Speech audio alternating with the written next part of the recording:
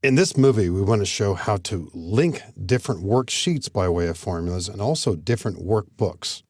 We need to have two files open.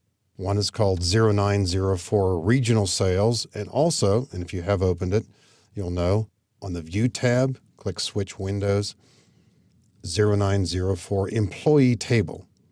If you do have multiple workbooks open, you can switch back and forth between them by way of the Switch Windows button on the View tab, or simply pressing Control Tab. If you have more than two open, you'll press Control Tab, sometimes repeatedly, to get to the other files. With only two files open, Control Tab is a fast way to move back and forth. In the workbook called Regional Sales, we've got a sheet called Regional Totals. And what we'd like to do here in cell B2 is to gather the retail totals from the different sheets.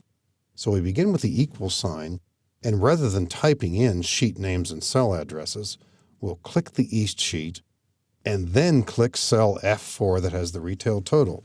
Then a plus, and we'll do the same thing with the Midwest sheet, each time going to the appropriate cell and clicking plus, then the South sheet, same thing there, and then finally the Pacific sheet, and then enter. And that's our total. As I double click here to expose the formula, you see in each case, we've got the sheet name followed by an exclamation point, something you wouldn't instinctively know, and then the address. We see that for each of these. You never want to be typing these. The clicking method that we used here is most efficient. We don't have to worry about any kind of typing errors here either. And by the way, sheet names can have spaces in them. Nothing wrong with that, but it does make some formulas look a little bit more complex. I don't put a space in Midwest, but I will, for the example here, change the name of Midwest to Mid-Space West. And now let's take a look at this formula. Still the same answer, it's still correct, but Midwest now is embedded in single quotes as well. And so sometimes formulas will look a bit longer, a bit more complex if they're gathering data from multiple locations, if the sheet names have spaces in them. Can't truly undo this, so press Escape and double-click on Midwest to get rid of that space. Now, sometimes you need to gather information by way of formulas from different workbooks. So let's press Control-Tab and go to the other workbook.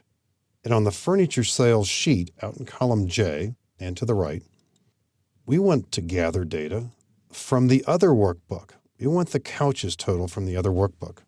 Let's press Equal. How do we get to the other workbook? Control-Tab will get us there pretty fast. We need to go to the East sheet and pick up the couches total in B8. And then plus, go to the Midwest sheet, do the same kind of thing. And then a plus, South sheet, and so on.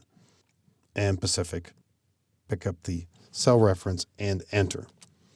And this formula is substantially longer than the previous one. We're gathering data not only from different worksheets, but from different worksheets in a completely different workbook. Much more complex in terms of its appearance. The actual cells being added, not that difficult really. References to different workbooks are automatically embedded in brackets, so we see that here. So anytime you've got a formula with brackets in it, it means that you're getting information from a different workbook. When you're setting up these formulas, you want to have the other workbook open. But at some point, you might close the other workbook, and that raises the question as to what will this look like then. So I'm going to go back to the other workbook and simply close this workbook. File, close. And I'll even save the changes.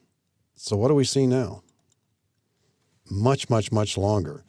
And of course, this will vary widely depending upon where it's being saved, but that other workbook is being saved on the C drive in this computer, in the users folder, in the folder with my name on it, in the desktop folder, in the exercises folder, in the chapter 9 folder, and so on and so on and so on. So all of this here represents data from one cell, and then we see the others. It certainly makes life a lot more complex looking in this situation, but it does work. So when you're setting up these formulas, the other workbook needs to be open so you can achieve this much more readily. And then if you happen to close the other file, you will see what we're seeing here. So linking data from different workbooks by way of formulas, or more likely and easier, linking data from different worksheets by way of formulas is something you want to keep an eye on. It's not uncommon, and you'll see them frequently in Excel workbooks.